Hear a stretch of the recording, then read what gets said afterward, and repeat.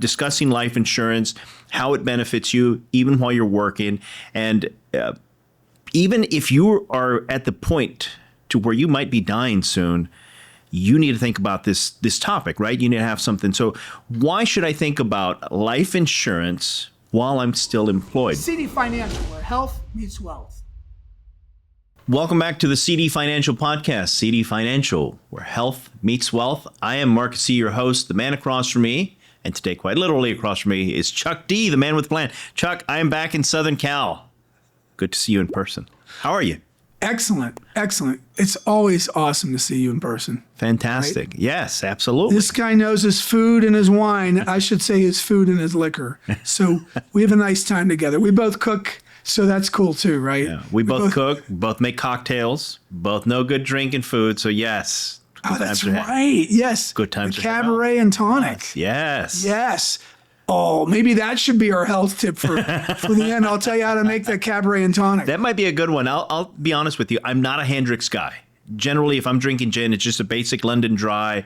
Give me Beefeater, give me Bombay. But you introduced me to that Hendrix. What was it called again? The Cabaret? Cabaret? Really tasty. Gin? Oh, yeah. Herb, kind of berry infused. Love it. Let's bring that back. Absolutely. That's the health tip. Okay, we might go to that for our health tip. Like the old movies, medicinal purposes. They would pull that drawer out and take that bottle and say, doctor's orders. If you are drinking wine or whiskey, it's strictly for medicinal purposes. Do not enjoy that stuff.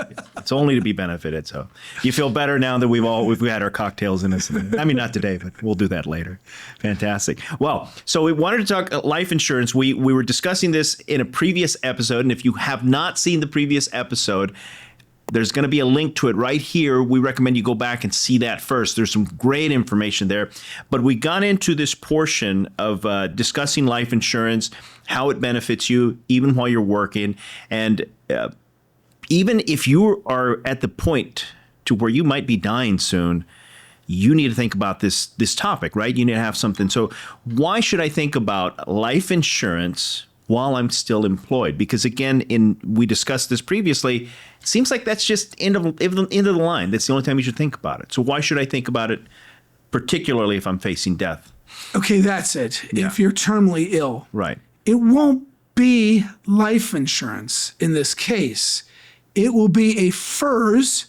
Again, welcome all you federal families and employees. It'll be a FERS death benefit while employed. So it's actually not a life insurance. It's a death benefit that's available because you died while you were employed. All right. So I should think about this because if I die while I'm employed, there's a difference. Again, in my head, I'm always thinking end of life. I've done everything I could and I'm done.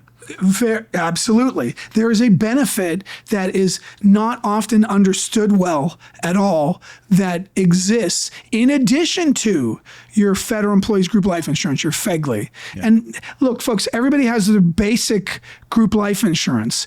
Well, everybody does unless you, when hired, fussed about it and said, I don't want that basic group life insurance. But I think even if you're single, you ought to have the basic group life insurance. If you don't think there's any loved ones that really need to get a death benefit, but have something there that's tax-free when you pass away so they can bury you in a decent manner, right? And maybe your estate can settle it out smoothly because you just happen to have the basic group life insurance. And when retiring, we talked about it too, you do that. If you did, which most federal employees when they retire do this, they do a 75% reduction and they get rid of 75%, but they keep 25% of their life insurance, basic. Right. And that the estate has some kind of life insurance, even if it's a modest amount. And why is that important? Again, the basic, because the government in your benefits package pays 1/3 of the premium in your basic group life insurance. You only cover 2/3 of that premium. Oh, and by the way, your FEGLI group life insurance is paid 1/3 by the federal government. It's part of your FERS benefits package. Right. So why not, right? You only have to pay 2/3 of the premium, so why not let the government give you their benefit by paying 1/3 of the premium? Yeah. That's it. So the how, and I think this is a big part of the discussion here is the how, because we've talked about this already with life insurance. At least I do. I tend to think it's just kind of the end of the line. You know, I've done everything. Now, ideally, folks, if you can live forever and your money never runs out, do that first. That should be option one, right? Keep living and keep earning if you can. Yeah, absolutely. If you know how to do that, please write us and let us know the secret, because we'll talk about that too. But so we're now talking about someone who's facing death, imminent death. They're terminally ill, right? They're still working. I would think the idea would be, I'm terminally ill. I'm going to quit now, enjoy the last few weeks with my family and not worry about anything else. And that's it. And then they're going to get the life insurance at the end. But you're saying there's a benefit to planning this out a little bit better. It shouldn't be I just quit everything and go home. Yes, that's right. Yes. And let's talk about what is the benefit. Okay. Okay. Because we talked about the basic group life insurance that I think everybody should accept. But then we didn't talk about what is the death benefit while working? How does that work? So let's talk about that. We talked about the why there may be a benefit, but what is it? The what part. So it's the FERS death benefit while working, while employed. If let's say, well, let me tell you a story. Please. And it's a story that happened quite recently. And I noticed that our federal employee was looping his son into the discussions the last few times, which I welcome, by the way. Some couples, one spouse is not really interested. They may not track the information well, so maybe they use somebody else, an uncle or a brother or sister or a child. In this case, it was the son. So the son was looped into the discussion. And the family member had been dealing with cancer. And it was terminal cancer, but you know how terminal cancer is. Yeah. My mom beat terminal cancer twice, so you never know what's going to happen. Right. But he was involved in the discussion. And the question was, why would I want to pass away while working? Mm-hmm. And so in the research, half of his pay, now let's say you make $130,000. Half of your pay is $65,000. Right. Plus whatever and I want to give this to you exactly how it's written at opm.gov, because you can go in there and search at opm.gov. In the top right, you put in BAL, which stands for Benefits Administration Letter, and it was the Benefits Administration Letter for 2024. There is half of your pay plus a specific amount that's adjusted for inflation. And it's about $41,500 as we record right now. So if you pass away while working, Marcus, there's $65,000, well, half of your pay, let's say. Right. Okay? Half your pay. If it's $100,000, then $50,000 plus the $41,500 that's adjusted every year for inflation, if there is a COLA. And so in the case that we were discussing, about $106,000 if he passed away while working. Yeah. Okay. So how would I accomplish this myself? I mean, you gave us a great example of how that happens, but how would I accomplish this? Because let's say I'm working, I'm getting towards the end, I'm now diagnosed as being terminally ill. You've told me before there's things to consider like annual leave and maybe sick leave and other things that are involved in this equation. So how would I plan that out so I could benefit from this? Excellent. Excellent. Now we're talking. How do you do it? So he was concerned because he was coming home. And he was going to be on hospice, but we didn't know how it was going to go because I was talking with his son, and I said, well, how is he? He goes, we don't know. It could be weeks. It could be months. It could, who knows? Yeah. Right? And so he was concerned. When I say he, I'm talking about the dad, the employee, was concerned about his family. And also he had a boss that he felt was going to pressure him to retire instead of passing away while working. Yeah. And I was like, whoa, hold on. Let's slow roll this thing backwards. Look, you might have concerns. You might have a boss that's not terribly agreeable or that doesn't make accommodations, maybe, or a number of things. But when you have a health problem, you don't have any other problems. Yeah. That is priority. And so I reassured the son, because the dad wasn't even in shape to talk to him on the phone. He was so wore out from his chemotherapy and radiation. He was getting released from the hospital. I said, look, let's not worry about any of that right now. If he has to retire or not retire, or his boss, who cares? He's sick. That's what's important here. Right. Let's help him with his stress to just decompress and possibly heal. So Ideally heal, right? yeah, ideally. And I said, so can he help you access his pay site for a leave and earnings statement, which you've seen us get before and discuss, right? And he says, yeah, dad's healthy enough to do that. I go, great. Get in LES, his pay stub. But it's got to be the one right now, the last pay stub that posted to the pay site, my pay, whatever it was. And he went and got it. And I said, when you get it, I want you to share it with me, right? We can get onto Zoom, or you can upload it at our website, right? Top left of the homepage, upload files. But let's get it and let's talk about that, okay? And just reassure Dad to just come home and be comfortable and don't worry about a thing right now. Right. Because you have told me, because I asked him, does he have any annual leave or sick leave? Yeah, he indicates he has some. So that's what we did. Okay. So we're not just jumping in and taking it all at once, are we? I mean, again, I think most people are inclined, if they hear the words terminal illness, and I'll just use my parents as an example. Once you hear cancer, everything else just goes out the window, right? So I would assume some people hear terminal illness and they think, okay, I'm cashing in my chips, I'm backing away from the table. We're stopping everything, including work. Yeah. So you kind of, with your annual and sick leave, you can stop work, but you're still employed. And so you still have access to the death benefit while employed. And so what we ascertained, because he had burned a lot of sick leave through his cancer treatment, what we had ascertained was that he still had 8 weeks of sick and annual leave, about 8.5 weeks to be exact.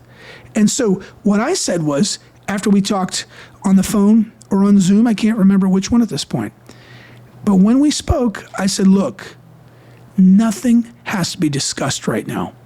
I would say for 4 or 5 weeks, you don't have to concern yourself with anything but getting your dad comfortable and healthy. How does that sound?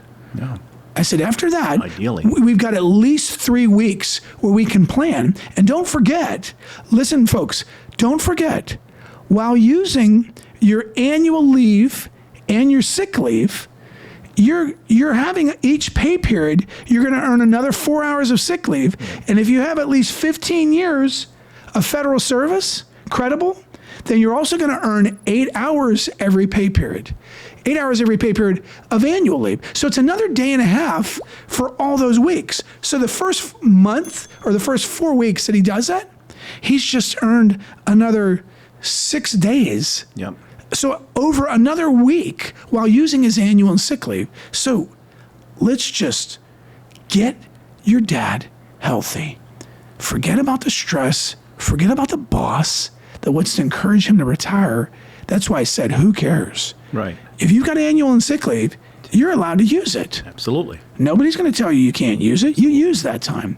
And then we'll figure out the plan from that point forward. Then if you have to turn in your retirement packet, well, so be it. But guess what, Marcus? What's that? Even if you run out, Yeah. you can go to the annual leave bank and ask for annual leave. Really? Yeah, and your coworkers who have use it or lose it time, Yeah. they could, a lot of times, they're so generous. Yeah. I love the Fed because I see so much generosity from the whole family of employees at your agency. The notice goes out there, hey, so-and-so is running out of annual leave. He's dealing with cancer. She's dealing with this, right? Is there any love out there? And people respond. Yeah. It's so nice to see. Oh, so that can extend your career. And then there's what's called LWOP, leave without pay. Okay. So you can file for LWOP too.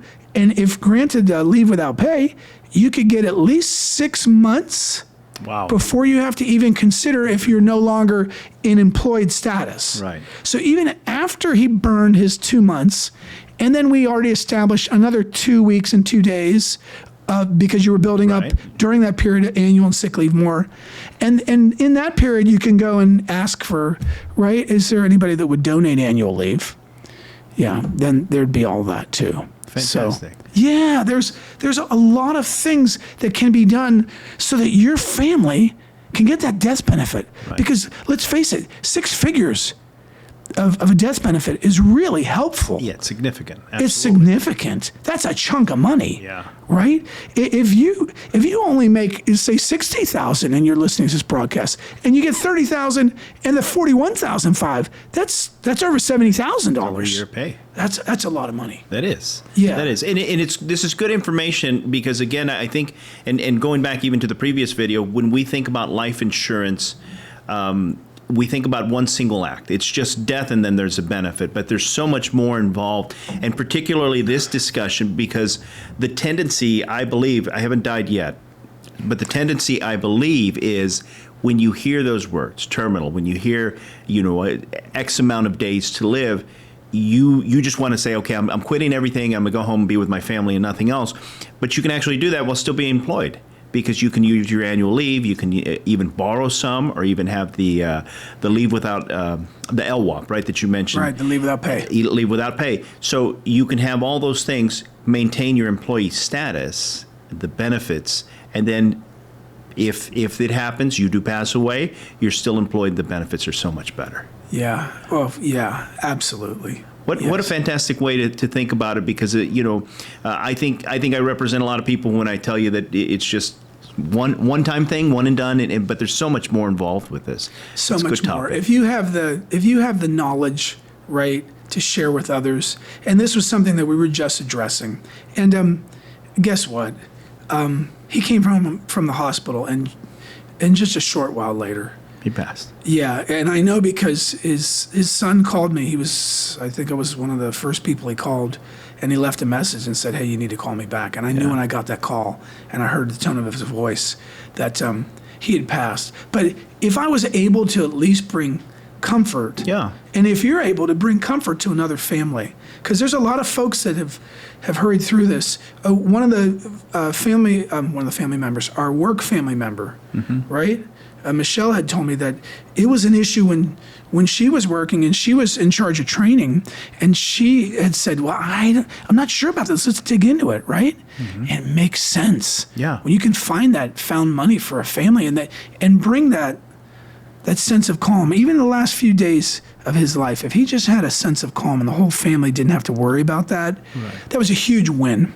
That was a huge win for us, a huge win for them. And oftentimes there's a lot of unforeseen costs at the end when someone passes away that the average person doesn't think about, right? Until you've dealt with it. And I'm glad you brought that up, Marcus, because with cancer treatment and copays, there could be a lot of costs left behind that the spouse may be obligated to handle. Right. And in his case, he kept 4 option Bs as well. And those FEGLI group life insurance options, they multiply your pay by each one is one more multiple of your pay. So 4 options it was a lot, right? And I've seen this before where, in fact, I had one family that I was working with, a mom and son, and she never explained to me why she wanted to keep those options, even though they were terribly expensive.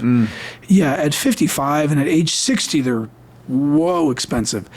But I got it because about 18 to 24 months after we had made a plan and put it in place, she passed away. Wow. She just didn't like to talk about it. And so she didn't want to share it. And I guess that's her business in the end, isn't it? Yep. And so, he's taking care of his loved ones and had this extra benefit. There's a death benefit while working that a lot of employees don't understand completely and also don't know what the amount is. So I'm happy to share this with you all now. Fantastic. And good on you if you're out there. Good on you if you're thinking about these things. And if you've never thought about these things, again, go back and watch that first video. Think about what we've discussed here, and then make plans to have someone guide you along. It's really, really a nice thing, and it takes care of the family. Eases so much tension when the family knows we'll be cared for. will be taken care of, and we can just focus on spending the last moments enjoying time with mom or dad or whoever it is that's involved. Yeah. Fantastic. Well, this great discussion. I still feel maybe in future videos we might be coming back to this, right? I think there's a whole lot more we can discuss. Yeah, and you know, there's been a lot of folks in my industry that sometimes reach out and pat us on the back and say, listen, as a fiduciary, because not all of them are, but as fiduciaries, we have to act in the best interests of the families we serve. And it's a real privilege to know these things and have this knowledge, to share it in the plan with our families. And that's why a lot of federal families want to work with somebody who understands federal benefits. Right. Because if you get generic advice from a financial planner or even a fiduciary that's not trained here, you may lose that kind of a benefit, which, as you pointed out, is a lucrative one. Right. Right? And it's just a privilege to be able to impart this stuff. It really is, because I felt really good about it, that I was somebody that his son called immediately when the end of life happened. And it really is a privilege. Yeah, and that's good to hear too, because I think a lot of times when we think about financial planning, right, CD Financial, we're talking about financial planning. Oftentimes we think about it as that's it. You know, Chuck doesn't do anything other than plan your money, but it's not that. You're family planning in essence. You're helping the family out with all of this stuff. If you're doing it right, you got to do it right. Yeah, you're a servant to the people in a sense. I mean, you're serving their interests, and that's fantastic. Yeah, and the death benefits, like the group life insurance or the death benefit while working, it's not important until it is. Until it is, yeah. And then it becomes really important. Yeah. So, once again, if you can avoid dying and keep your money going forever, do that first. But we know now that we can think ahead and plan these end-of-life things. Okay, so... I want to jump in there. That's why we do Where Health Meets Wealth. Yeah. Because we have health tips that you could start to layer in, and hopefully some of them you really like, enjoy, and they improve the quality of your life and maybe the longevity of your life. Yeah. So I had a health tip in mind for today, but since we started off and we kind of sidetracked a little bit into Hendrick's gin and wine and good food, what's your health tip today? Do you have something along those lines? If not, I certainly do. Hey, centenarians. Yes. I've talked about this before, I believe, on our YouTube shorts. Centenarians, one of the things they all had in common in those blue spots all over the world, Okinawa, Sardinia, Yorba Linda right here close by, was that they have 1 or 2 drinks daily. Yeah. We say drinks, we're talking about alcohol. How about that? So let's talk about this one drink that we had. All right. Okay, I call it my Cabernet and tonic. And I'm not a gin and tonic guy. That's the weirdest thing of all. But I like this when I saw that. Oh, the other thing I want to say is when your body tells you to do something, do it. Listen to it. Because so I'm walking along Costco and I see this smaller bottle of gin. I had to get my big vodka bottle. And I use the one from Costco, the really tall, slender one, the French one. That's the one. It's an awkwardly tall, elegant looking shape of the glass. That stuff's money. But let's talk about that Cabernet. My body said, get it? I grabbed that Cabernet Hendrick's gin. It's got like a purpley berry look to it, right, on the label. And it's a dark bottle, right? Looks like a grape or a berry. Right. So you take that in a shaker. And this ingredient's going to be hard to find. And it's my simple syrup, okay? But just a dash of it. It's very strong, and this gin's already kind of sweet. With the berries, it's berry infused. So I put a little bit of my wife's Sicilian lemon balsamic vinegar, but it's more of a syrup. It's way less of an aceto or an acid. Yeah, it's way less of an acid. It's more of a syrup. And I put just a dash of that in there, and some freeze-dried berries from Trader Joe's. My daughter Sophia eats those things like candy, so freeze-dried berries, just a few of those in there on the ice with that little bit of balsamic simple syrup lemon flavor. That stuff's heavenly. Yeah. And then the gin, and shake it up. Now this is what's important when you cocktail, when you bartend. You've got to have it cold, and cold. Cold is so important. So then I have some Gerolsteiner's mineral water. That's my favorite mineral water. It's from Trader Joe's too. Great stuff, yes. Yeah. So I put that cold. So I have just a glass there. You can't put mineral water in a shaker. Don't. Side note, do not shake mineral water. Carbonated mineral water, bad. Not so hot. Someday we'll talk about results of doing that. Yes, go ahead. So I do that, and I have let's just keep it simple because there's another ingredient, but that's a really special ingredient. Yeah. And so and you don't need it per se. So you've got those dried berries, just a few. I mean, just a few. Yeah. And that Cabernet gin and a little bit of simple syrup. If you don't have that balsamic Sicilian lemon, whatever that is. It's just balsamic, lemon flavor. There you balsamic. go. There you go. Vinegar. Then you use that. I avoid the word vinegar because it's a simple syrup. It's sweet. Yeah. Shake that up, right? Pour it on the rocks. If you got a mint leaf, it's nice to put it there. Then a couple more of those dried berries on the top. And I put a glass full of ice and I pour the mineral water on there if you haven't had it in the fridge, and even if you have. And then I drain that out just on the top of the glass of the cocktail. You muddle it, then you can put the berries in actually. You muddle it so that the mineral water gives it a very light, effervescent taste, right? And it cuts the gin a little bit too. And then you can put your couple more freeze-dried berries or a fresh berry if you want on the top with that mint leaf. That's a money drink. I mean, fantastic. It was delicious. I'm a basic G&T guy, right? If I'm drinking gin and tonic, gin and soda, or martini, extra dry. But I was surprised that I really enjoyed that as much as I did. It was a fantastic cocktail. Right. Maybe what we need to do, and we'll discuss this later, set up a how-to with some of these cocktails. I would love to do a cocktail show with you. Maybe that would be for fun. health benefits. Fantastic. That'd be really fun. Fantastic. Yeah. Well, if you tolerate alcohol, absolutely, a couple of drinks here and there is good for your soul, good for your mind, good for your heart and body. So alcohol moderation, definitely a great health tip. I love it. And it's great to share with friends. Even better. Because there's an energy there that helps you. Because that's another one of the things, qualities that all the centenarians had in common was they all had, community and deep relationships that they've kept for years. You've got to have that. You got to have it. So what better way to do it than to share a drink? With great friends, right? Yeah, I love it. Absolutely. I love it. Fantastic. Well, the great episode, great two-parter, really, because we picked up on what we discussed earlier. And again, go back and check out the other video if you haven't. And good tips, alcohol. I think maybe after this, we'll see about getting a cocktail together. Because there you go. Now you got me wanting one. Well, thanks again for joining us here at CD Financial. CD Financial, where health meets wealth. We appreciate very much you tuning in. As a reminder, there is a link below. If you hit that link, you can set up a complimentary consultations, 15 minutes. You can absolutely do that, and we encourage everyone to do that. Also, like and subscribe. You'll receive these videos as they come out, and you'll always be in tune with what's going on. I am Marcus E., your host. That man is Chuck D. Chuck, always a pleasure to see you, especially in person. Thanks for tuning in. We'll see you guys next time. CD Financial, where health meets wealth.